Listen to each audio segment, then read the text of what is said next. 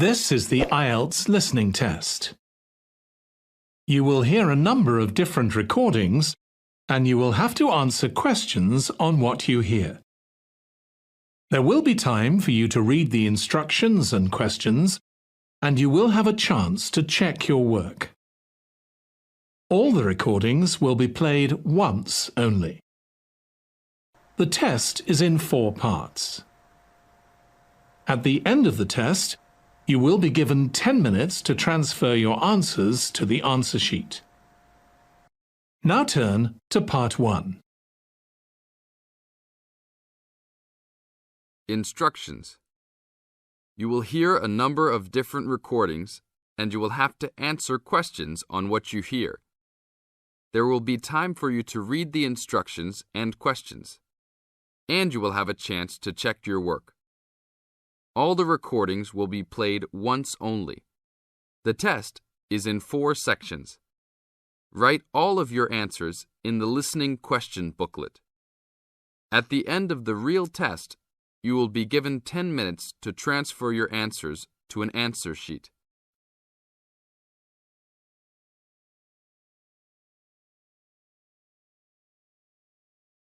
You are going to hear a conversation which happened in a travel agency. First, you have some time to look at questions 1 to 5.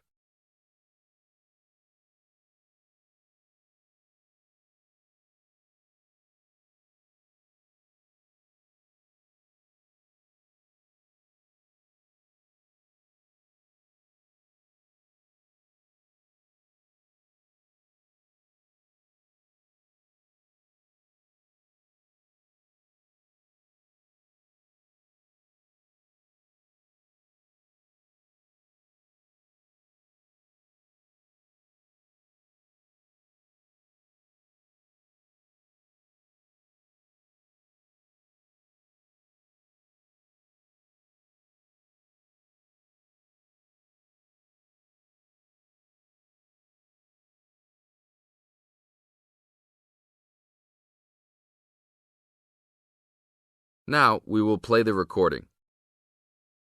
Listen to the tape and answer questions 1 to 5. Hi, I would like to make a reservation for a round-trip plane ticket from London to New York. Welcome to the Student Travel Agency. London to New York. Let me see if we have any student specials for that flight. Yes, we do in fact. What days would you like to fly? I am looking for a flight around the 10th of October or so. And how about your return date? Ideally, the 31st of October. Let me check our computers to see if these dates are available. Are you looking for economy class or first class?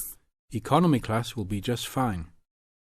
We have an open flight on the 10th, but for your returning flight, the 31st of October is already fully booked.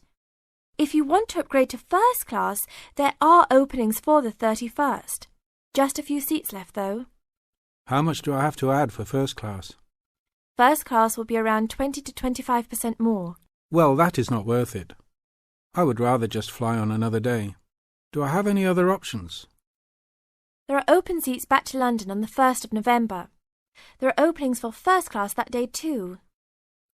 No, I won't be able to do that because I have to work. Is there anything before the 31st? Maybe the 30th or 29th? Let me check. You can fly on the 29th, but not the 30th.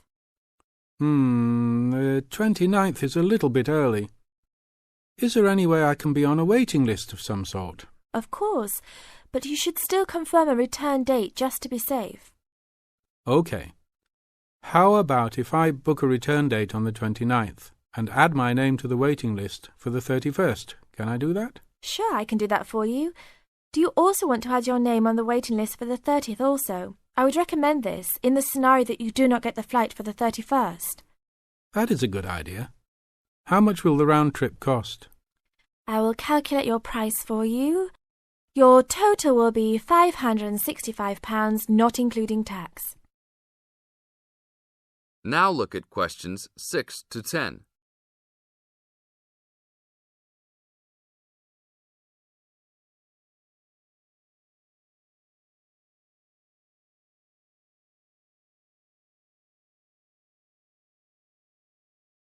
Now listen to the tape and answer questions 6 to 10. That's not too bad. Is there any discount for students? That is already including the discount. Without the discount, the price is easily over £600. OK, that sounds good then. Please put me down for those dates. I will need your information. Name and student identification number, please. Kenneth Conley, student ID 92123020. Your phone number, please. 87052109. Please tell me your mailing address. 354 Westchester Drive, London. Thank you very much, sir. How would you like to pay for the ticket? I think I will pay in cash. Well, you don't need to pay right now, just when you come to pick up the tickets. You will need to pick up the tickets at least 2 weeks before departure. That is no problem. One quick question. What happens if for some reason I need to cancel my trip? The student discount tickets are unfortunately non-refundable. However, if your cancellation is before 24 hours of takeoff time, then you can reschedule your flight for another day. If the cancellation is within 24 hours, then you forfeit your ticket. I understand. Well, thank you very much. I will see you next week. See you then. That is the end of part 1. You now have 30 seconds to check your answers.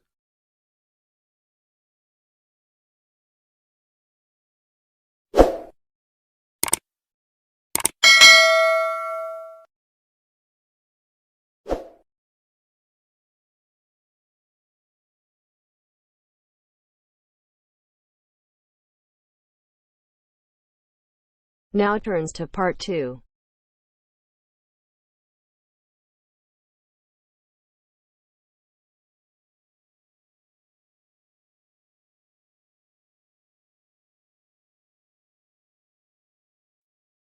You are going to hear a lecture about the Miners Hotel. First, you have some time to look at questions 11 to 14.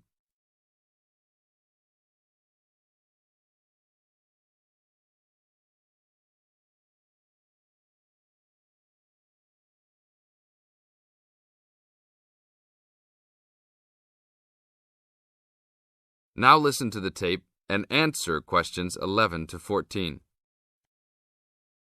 Good evening and welcome to the Miner Hotel. We are pleased to have you as our guest. I will give you a brief information session to tell you everything you need to know to make this a pleasant stay. The Miner Hotel was built in the 1850s, during the Gold Rush period, also nicknaming our state the Golden State. People from all over the country and even from other countries came to seek their fortune here in these hills, creating cities overnight. In this city, many Gold Rush hotels soon opened up. This particular hotel was built in 1851, but was destroyed during an earthquake. It was rebuilt in 1995 to recreate the feel of the Gold Rush, complete with articles and actual photographs from during the 1850s. Our hotel is divided into 2 buildings, one called the Gold Tower and the other is named the Fortune Tower. You will be staying in the Fortune Tower on the 25th floor, complete with great views of the city. Your room is the best room in the hotel, complete with private living room and hot tub. Here is your room card. On the card it will say FT, meaning Fortune Tower. On the bottom of the card it will say 2515. The 25 stands for the 25th floor, and the 15 stands for the 15th room on that particular floor. Now look at questions 15 to 20.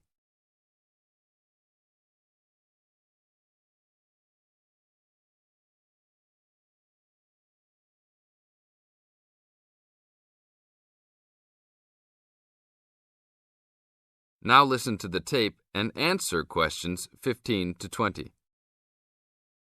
There are emergency exits in both towers of the hotel. They are located on the south side, opposite the elevators. Please use these in case of a fire or other emergency. We have some special events happening this week. Our Miners Diner is offering a special Miners Buffet dinner this Friday and Saturday for only $20 per person. This special includes all food, not including drinks and alcohol, and shows for the night. The buffet will be available from 5 to midnight. Because of the historical significance of our hotel, there are some special rules. The first rule is that there is no smoking allowed anywhere in the building, not even in your own room. This is not only to ensure the safety and health of our guests, but also the furniture and pictures can be easily damaged by smoke and other harsh treatment. Please remember that there are items of furniture over 100 years old here, so respect the rules by not smoking. Secondly, please do not take pictures using a flash of any of the drawings and paintings in the rooms or hallways, as they are old and fragile. We are doing our best to preserve a national treasure, so please help us in doing so. Lastly, you will only have one set of towels and bed sheets per 3 days. This is to conserve the water supply, as there are frequent droughts this high up in the hills. If there are any further questions, the staff of the hotel will be available to answer your questions. In the event that no one is able to answer your questions, I will also be available from 8 a.m. to 5 p.m. each day in the concierge. I hope you enjoy your stay here with us. Thank you very much. That is the end of part 2. You now have 30 seconds to check your answers.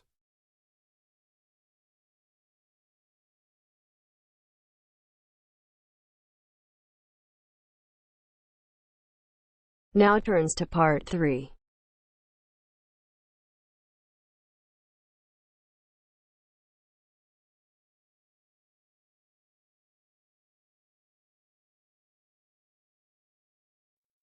You will hear 2 engineering students, a woman in her 6th year called Linda and a man in his 5th year called Matthew, discussing the benefits of student work placements.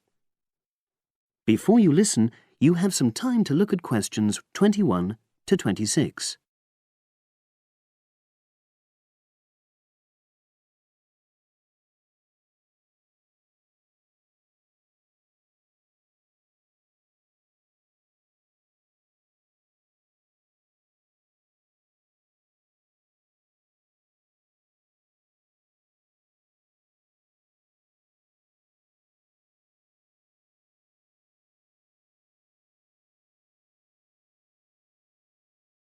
Now listen and answer questions 21 to 26.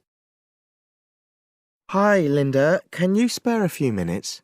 Hello, Matthew. No problem. I just wanted to talk to you about temporary work placements. I've never really thought there was a good reason for doing one. I've got some savings, so I don't really need the money at the moment. But I've had an email from the university about a vacancy that looks quite interesting. You did a placement last year, didn't you? I did, yes. In my case, I wanted to find out if I was making the right career choice before I began applying for permanent jobs. I thought I wanted to work in car manufacturing, but I wasn't sure, so I applied to Toyota. What was the application process like? Lengthy. There were a lot of different parts to it. The dullest one was a psychometric test. You know, when you have to answer loads of questions about yourself. And you're trying to guess what's the best thing to say. Yes. Then there was an activity that we did in groups, which I found really fascinating. Engineers are renowned for being a bit unsociable, but I thought we made a great team. And we had an individual task too. We had to sort through various business documents and prioritize them. It was just like what you have to do as a student, really, just with different content. What exactly were you doing on the placement? I was helping to design some diagnostic software to identify any waste in the car assembly process. Do you mean waste of materials? No, time. Anything that can speed the process up helps to cut costs. How did the work placement compare to being a student? Was it hard work? Yes, it was.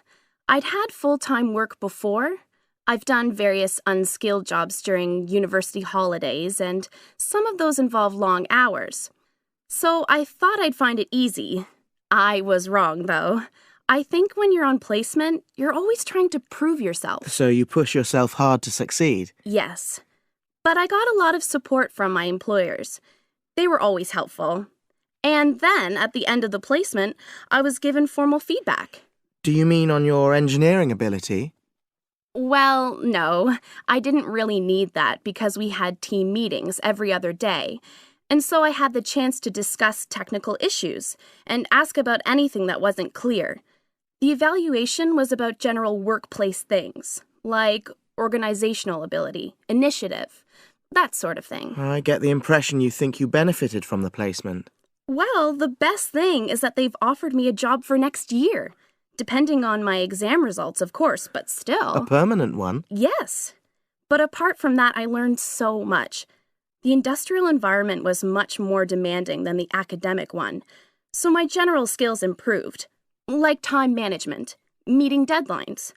And on the technical side, I learned new software packages, like MS Project. Well, I think you've convinced me that work placements are worthwhile, but while you're here, can you give me advice on something else?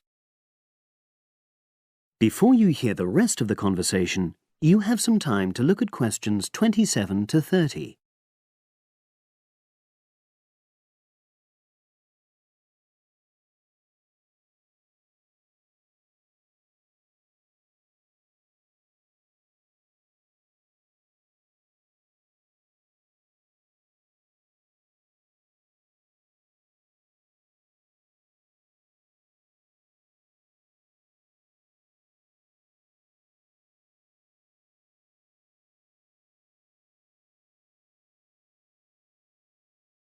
Now listen and answer questions 27 to 30.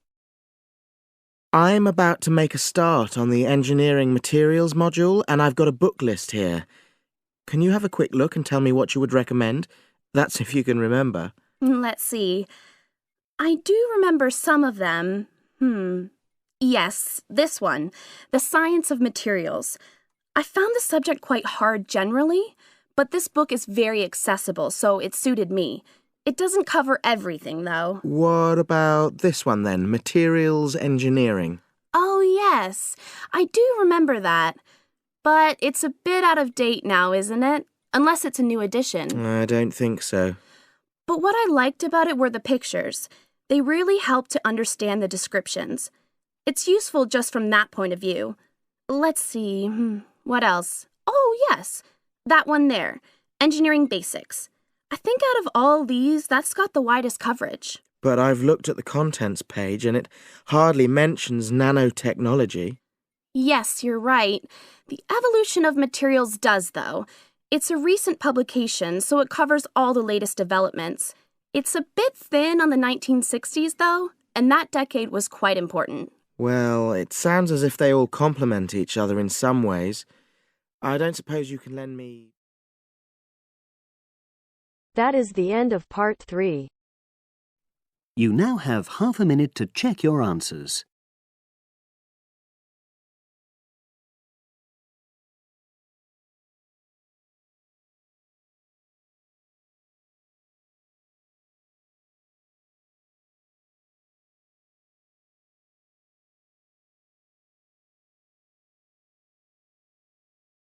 Now turns to part 4.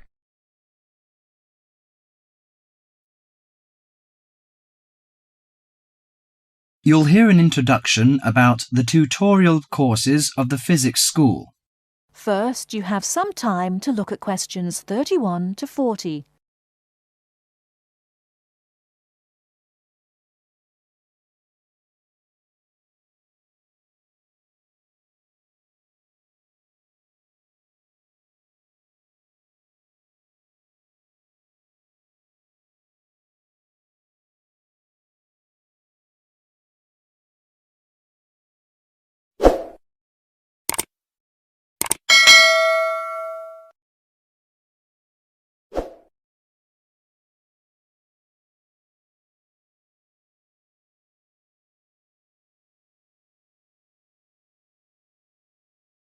Now, listen carefully and answer questions 31 to 40.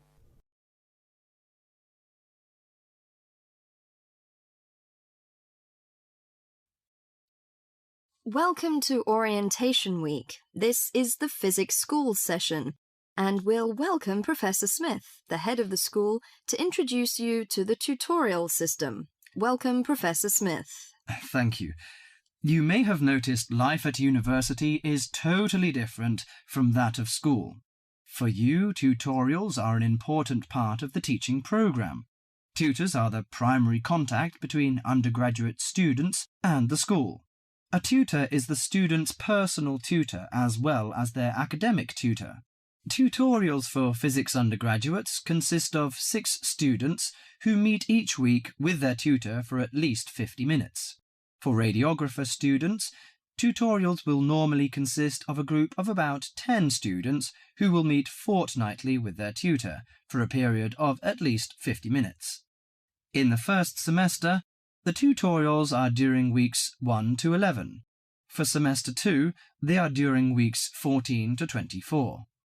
Everybody involved is expected to be present and on time, and the tutor will also be available in week 12 and 25 to discuss problems that arise during revision, but attendance by students is optional. Now I'm going to introduce to you the stages and activities of the tutorials. The induction period is from week 1 to 3. I know that a significant minority of you experience culture shock during your first few months at university, and the important function of this stage is to identify students who are having difficulty integrating into the academic program. In particular, tutors should check your attendance of lectures, tutorials, laboratory sessions, and this sort of things. Tutors also help you tackle work in a systematic and effective manner. Stage 2 begins from the 4th week. Some tutorials of this period are to be devoted to discussion or going over the students' lecture notes, but approximately 50% of tutorial time is to be devoted to coursework. You should finish the weekly homework assignments of 2 hours duration with at least 50% involving written work. At least 8 homework assignments during the year should involve answering problems set on coursework. The written work collected by the tutor should be marked within a week of handing in, and generally the assignments should be graded. The 3rd stage starts from week 8 till the 10th. During this period, math and 4 core physics programs are included. The majority of tutorial time should be devoted to work which supports the lecture programs and laboratory work. At least 60% of homework assignments should involve written work. The assignment may involve writing an account of or notes on a specified range of topics. The written work should also be marked and graded. Short oral presentations by students should be included. They are possibly on general physics topics or essays. The last week's personal development planning is a structured and supported process. The primary objective for PDP is to help you to become more independent and confident, self-directed learners and encourage a positive attitude to learning throughout life. It is undertaken by yourselves to reflect upon their own learning, performance and achievement, and to plan for their personal, educational and career development. Finally, if without evidence of good reason you miss more than 2 sessions during a semester, or if the tutor is not satisfied with your progress, the matter must be immediately referred to the program director, who will normally issue formal warning, verbal and written. This will inform you that your place at university is under threat of withdrawal if no improvement is made.